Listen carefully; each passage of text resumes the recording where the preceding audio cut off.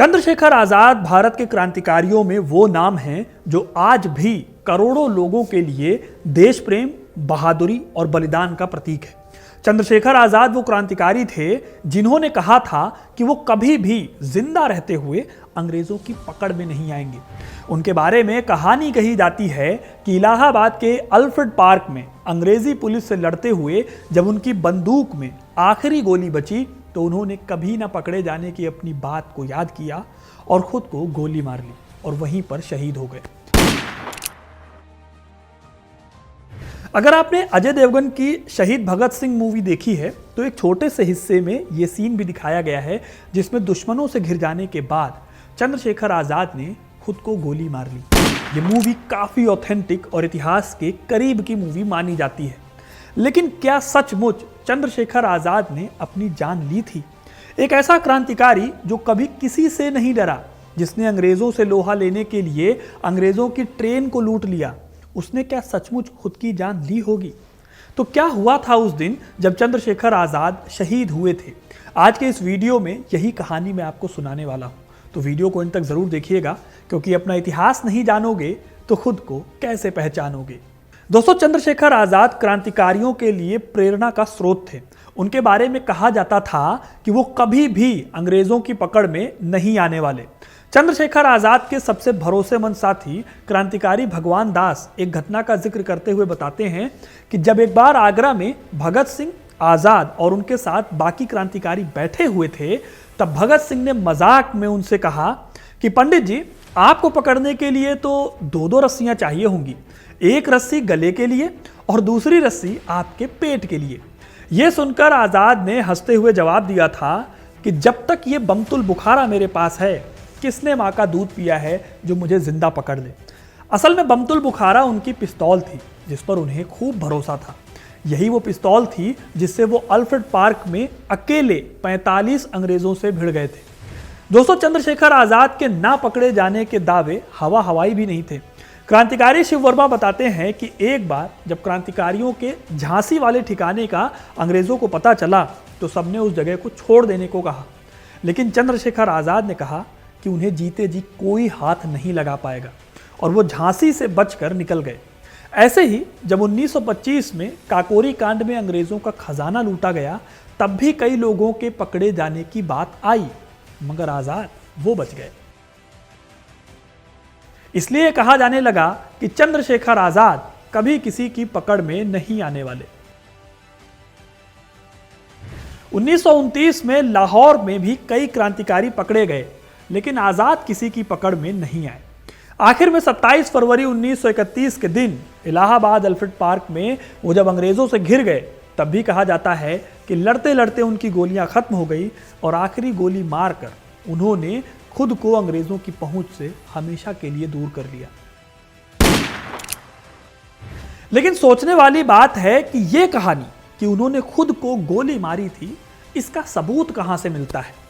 Alfred park वाले दिन सुखदेव राज, जो कि आजाद के बहुत करीबी साथी माने जाते थे, वो वहां पर मौजूद थे। एक सीक्रेट मीटिंग के तहत दोनों वहां पर मिलने आए थे।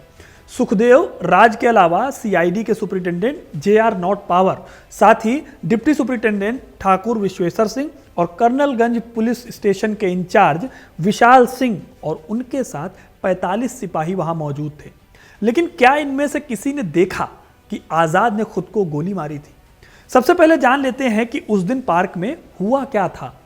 27 फरवरी के दिन जब आजाद और सुखदेव राज पार्क में अपनी योजना बना रहे थे, तो पहले से पुलिस गश्त लगाकर बैठी हुई थी।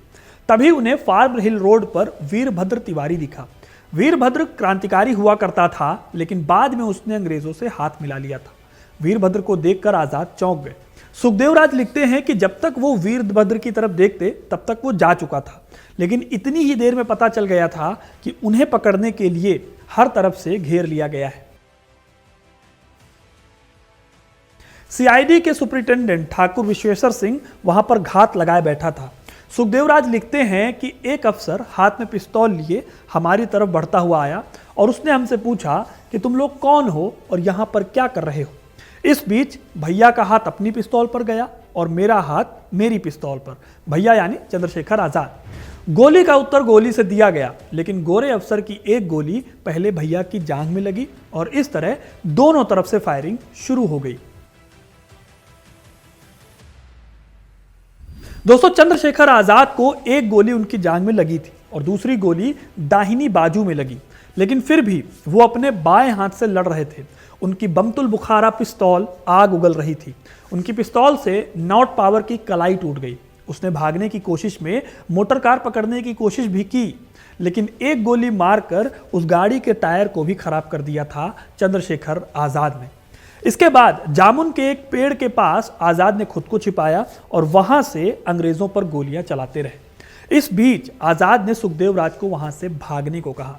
बेमन से सुखदेव वहां से चले गए। वो आजाद को छोड़ना नहीं चाहते थे, लेकिन इस वक्त तक आजाद घायल हो चुके थे और उन्हें 2 गोलियां लग चुकी थी। अपनी पुलिस डायरी में नॉट पावर भी ये बात लिखते हैं कि एक गोली आजाद की टांग में कहीं पर लगी और दूसरी कंधे पर। इस दौरान दोनों तरफ से फायरिंग में मेरी पिस्तौल छूट कर गिर पड़ी और मैं पेड़ की ओट में चला गया। इस समय विश्वेश्वर सिंह ने खाई की ओर ओट लेकर आजाद की ओर फायर किए, लेकिन आजाद की एक गोली से विश्वेश्वर सिंह के मुंह पर चोट लगी। उसका जबड़ा टूट गया।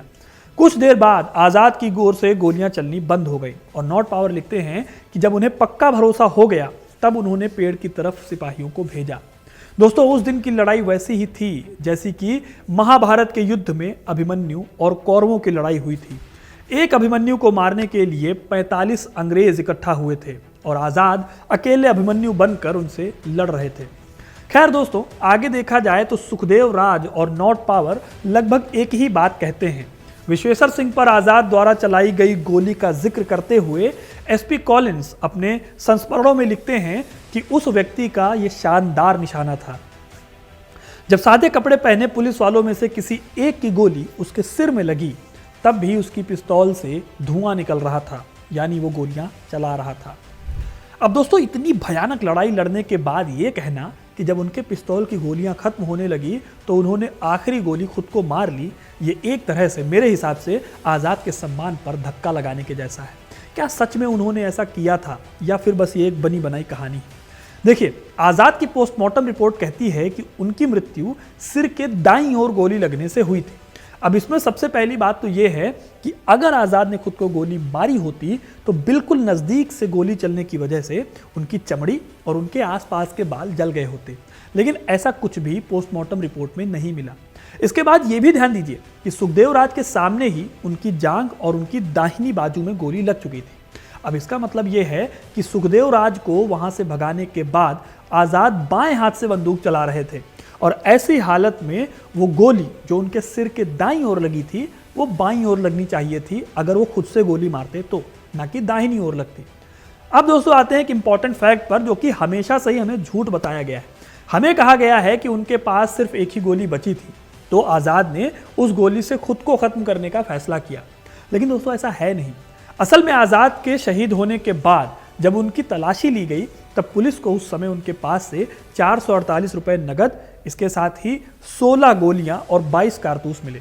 इसके अलावा पुलिस को उनके पास से एक माउजर भी मिली, यानी वो बमतुल बुखारा। अब ये कहना गलत होगा कि गोलियां खत्म हो गई थी, ये एक तरह का मिथ है, लेकिन इसका मतलब ये भी नहीं है कि आज़ाद लड़े नहीं थे गोलियां बाकी रहने के बावजूद। उनका निशाना बहुत पक्का था। अपने बाएं हाथ से भी उन्होंने जो निशाना लगाया, पेड़ों पर उनकी गोलियों के निशान बताते हैं कि कोई भी गोली 6 फुट से ऊपर नहीं गई थी, क्योंकि नॉट पावर की लंबाई का अंदाजा लेकर वो गोलियां चला रहे थे। वहीं अंग्रेजों ने हड़बड़ी में गोलियां बरसाई थी उनके ऊपर, क्योंकि उनके निशाने जामुन के पेड़ पर 10 से 12 फुट ऊपर तक मिले। आखिर में एक गोली जब उनके सिर में लगी तो वो उसी जामुन के पेड़ के नीचे शहीद हो गए। दोस्तों, मेरे हिसाब से हम जो कहानी सुनते हैं कि आज़ाद ने खुद को ही गोली मार ली थी, वो एक महान क्रांतिकारी का अपमान है। बाकी आपको क्या लगता है इस विषय के बारे में, कमेंट करके अपनी राय जरूर बताइएगा। वीडियो को लाइक और शेयर करना ना भूलें और ऐसी इंटरेस्टिंग कहानियों के लिए, इतिहास से जुड़े रहने के लिए हिस्ट्री कनेक्ट को सब्सक्राइब जरूर करें, क्योंकि अपना इतिहास नहीं जानोगे तो खुद को कैसे पहचानोगे।